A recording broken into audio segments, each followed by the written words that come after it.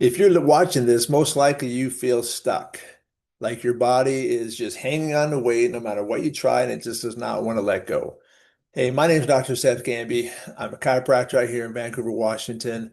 I am the creator of the Peak Protocol, where I teach individuals how to master their foundation so they can elevate their peak to whatever they want it to be.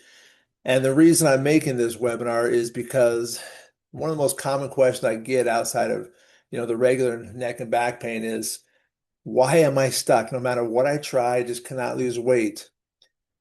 Now, I know my patients. My patients aren't lazy. If you're on this webinar, you're not lazy. You most likely tried multiple things and they haven't worked for whatever reason, and it's frustrating. And you want some clarity, just like my patients. Now, I'm going to refer to my notes here we're going to keep this short for about 15, 20 minutes.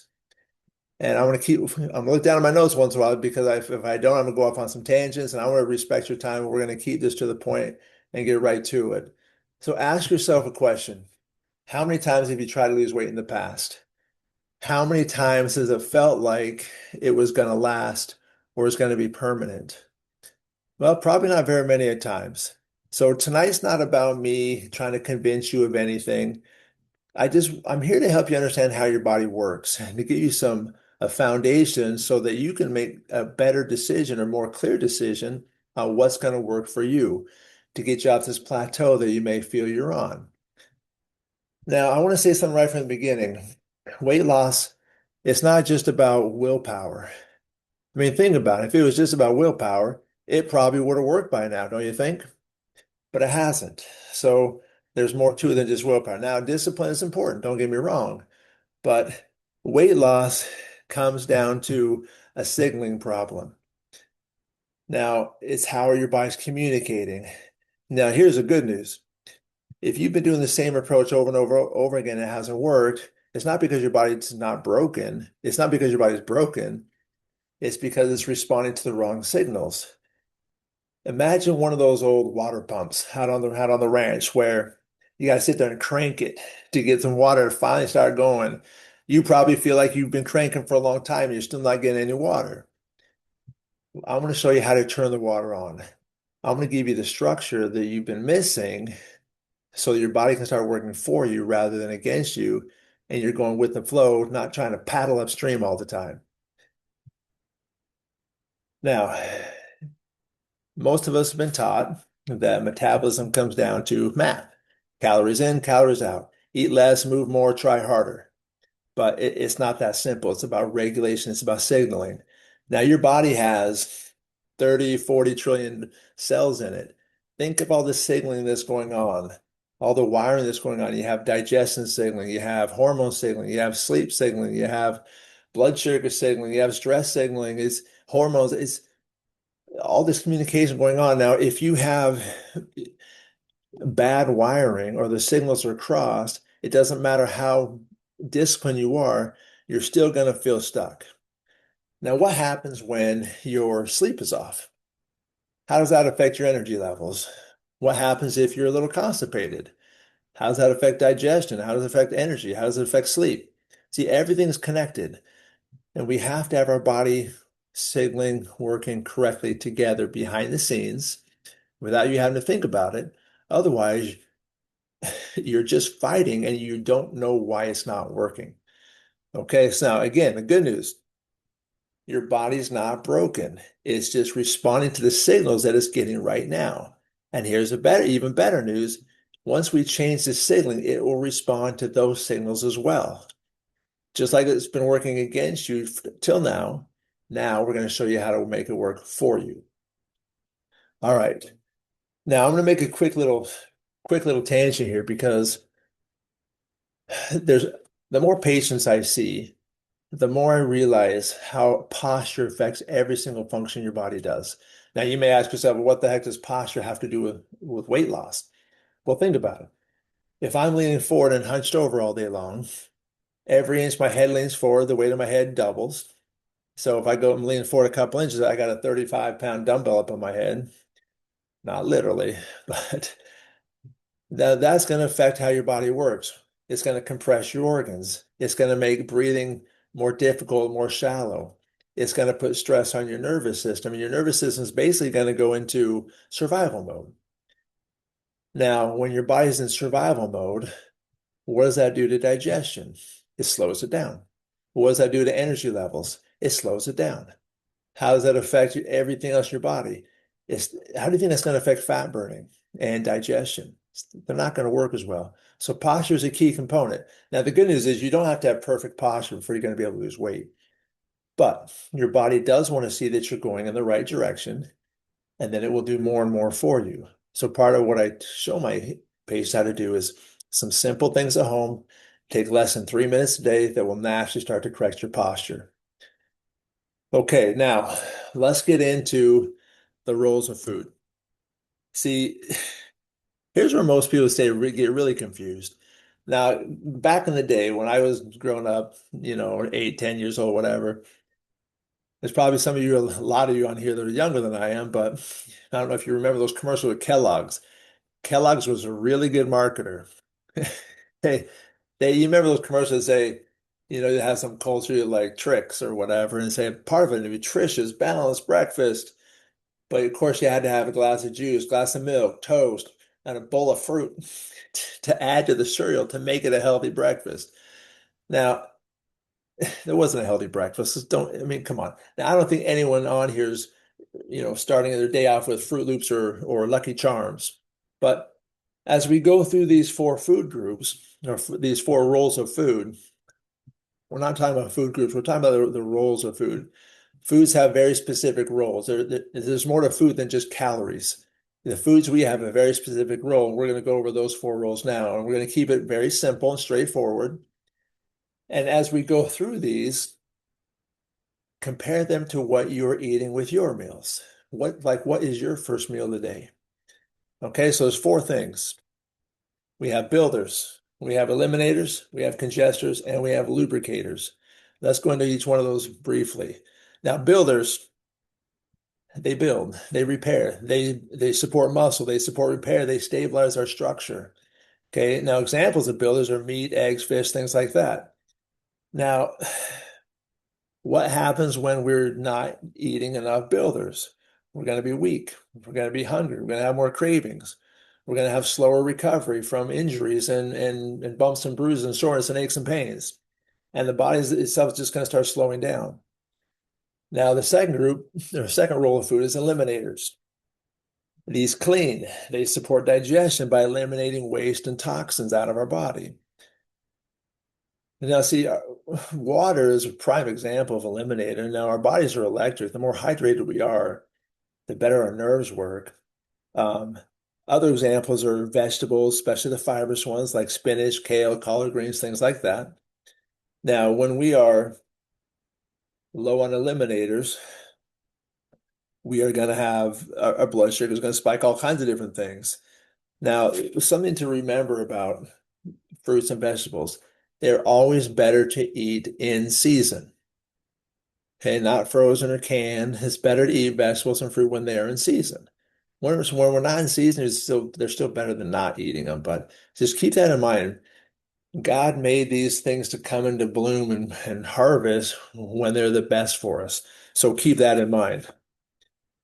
Now, when our eliminators are low, you're probably going to feel bloated. You're going to feel sluggish. You're going to feel inflamed or like you're puffy, even if you feel like you're eating healthy.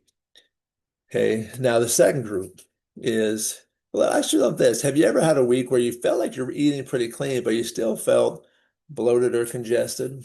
Probably. Okay. Let's talk about congesters. Now, we're going to spend a minute here because this is usually where the role of food that gets the most overused. And now they're not always evil, okay, but they're easy to overdo, so we got to be careful. And this is where meals start to become really random. This is the processed foods, okay, and they're all over the place, guys. We can't get away from them. Um, but these are what these processed foods, full of fake flour and sugar and things like that, they spike inflammation. And when our body's inflamed, things don't work very well. See, these are the ultra processed snacks. These are refined sugars, especially if you're drinking a lot of soda. Don't drink a lot of soda. Cut back if you are, eliminate it if you can. Now this is white flour products, and again, it's hard to get rid of it completely, guys. It's everywhere. They're the enriched bleach flour. Okay, this is certain oils and fried foods, and these are the foods, the snacks that we constantly graze on. This is a group that most likely gets overused and causes the biggest problem. Now, when we're eat too many congestions, we're going to have a lot of cravings. Okay, we're going to have energy crashes. We're going to have appetite noise. We're going to be signaling chaos all over the place. These cause a lot of problems. We don't have to eliminate them completely, but they have to be balanced. And I'm going to show you how. See, this is where the discipline struggles with congestors. These easy snack foods, easy grazing, okay, a quick cracker, quick power or granola bar, whatever, okay? Be careful. Now, lubricators. These support the nervous system and hormones. They help stabilize appetite and support movement. Examples are olive oil, avocados, nuts, good butter in moderation, fatty fish. And I say butter, I'm not talking about margarine or any of that other crap. Pure butter is actually really good for us. Okay, these are the lubricators. Now, when lubricators are low, we're going to get hungry too soon. We're going to have brain fog, we're going to have mood swings, and a lot of hormone cycling up and down with our hormones. Okay, now here's the principle I want you to remember. This is a very simple structure, so I'm going to repeat it a couple times so you can write it down. Every meal should have one builder, two eliminators, congestors are optional wisely, and lubricators are used wisely as well, depending on if you're a little heavier than you like, cut back on the lubricators. If you would like to actually gain a little weight, have a few more lubricators. Okay, so again, one builder, two eliminators, congestors and lubricators wisely. Now, looking back at some of your own habits, now that you have a basic foundation of these four rules of food, can you see where some of your meals have been lacking? Can you see why there's been some mixed signals with your body, extra cravings, energy spikes, mood spikes, digestive sleep problems? So remember that basic foundation, one builder, two eliminators, congestors and lubricators wisely. And when I teach my patients, I give them very easy examples of how to put these into basic meal plans. Takes out a lot of the guesswork. When you have the structure, guys, it's really simple. There's the guesswork, which is the biggest headache out there. What should I eat? What is this? It goes away, and it feels so good. Okay, now I'm going to talk about something here because there's a lot of trends out there, guys. And I'm not going to name any names, but it won't surprise me one bit of some of these trends out there, or some of these injections are going to end up into a big class action lawsuit. I hope not, but when we have a solution that suppresses signaling and tries to override how the body works, how do you think that's going to work out in the long term? There's some trends and fads out there now that people are gonna get some temporary results, at least superficial results, not real results.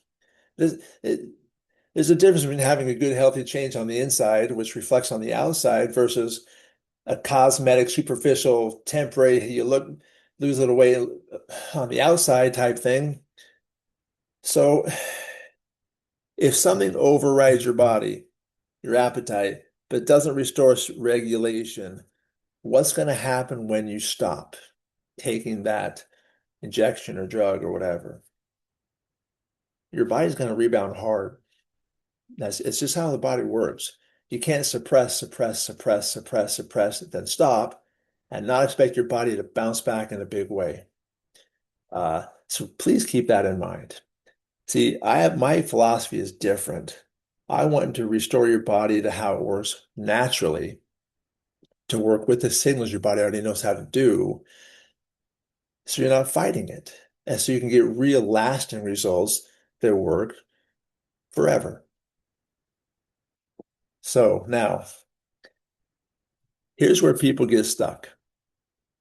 Disciplined people often respond, and this may be you, when you've gotten stuck, you're like, I'm just going to try harder. So more restriction, more pushing, more intensity. But sometimes that's going to increase the stress in your body, especially if you're not seeing results. And that's going to cause your nervous system, again, go into survival mode. And your body's going to start hanging on, trying to protect you by guarding weight and slowing down digest, all these things. And so that's why you may feel like you're pushing up against a wall and it's not going anywhere. So the answer is not just to try harder. The answer is to restore natural rhythm. Because at some point, guys, at what point does information stop being the problem? And application, how we apply these principles, it become the real problem. There's no shortage of information out there. We need to decide how we're going to apply it. Because when we obey natural laws, the results are inevitable. When we try to fight against natural laws, we might get a little temporary result, but it's not going to last. And your body's just not going to respond. It's going to rebound hard. So this brings me to this. My peak weight restoration this is not a diet, it's not an internet program. This is a structured clinical approach to restoring the natural rhythm so your body can start producing real results. Because when your body is no longer resisting and protecting and surviving, your body, then you're just like you're no longer paddling upstream and trying to fight the current, but you're just letting the natural current take you where it naturally wants to go, which is a healthy, normal, stable weight. So here's what my peak weight restoration includes. It's 8 weeks. These include weekly in-office visits for my individuals who are in town. If you're not here in town, we do a 15-minute weekly consult. The first one's about a half hour, but the weekly are 15 minutes each. I include the full supplementation for the entire 8 weeks. Now, I do have a supplement here, and this is not available on Amazon or anywhere else. It's only available to clinicians like myself. Guys, this is a natural supplement that's getting just as good results with some of those trends out there that we're not going to name in a very safe way by restoring natural rhythm to your body rather than suppressing signals and trying to fight against how your body works. And the results have been amazing. Uh, and they're going to last, not be some temporary thing you got to take for the rest of your life. It's about getting your body back into the momentum and then showing you how to maintain it simply without being dependent. That's the other problem with these drugs.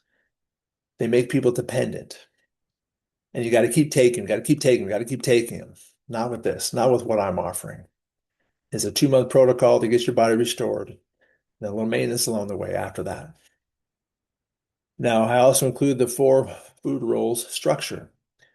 Everything you learned today, examples, meal plans, things you list to choose from so you can start making meals that make sense and are very simple and take all the guesswork out of what you're trying to accomplish here. And I'm going to give you some simple foundational movements to do that will massively increase how your metabolism works naturally. I've learned these from Ironmen who train other Ironmen. Okay, these are some of the easy fundamental principles that take just minutes a day that will kickstart your metabolism, starting with just a few minutes a day. Will make making everything else we're doing today work even better. Now, here's the key timing piece. I start these every 2 weeks, I'm sorry. So next week, I'm going to be doing some consultations. So the next peak weight protocol will start on the following Monday, and it's going to be that way every 2 weeks. Now, the consult will reassess if this is going to be for you or not is normally $88. That's where you and I sit down in person or over a Zoom call.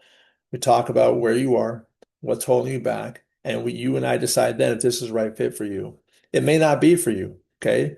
At the very least, you're going to walk away with a lot of clarity and a very basic understanding, where you can start making better choices for what you're doing.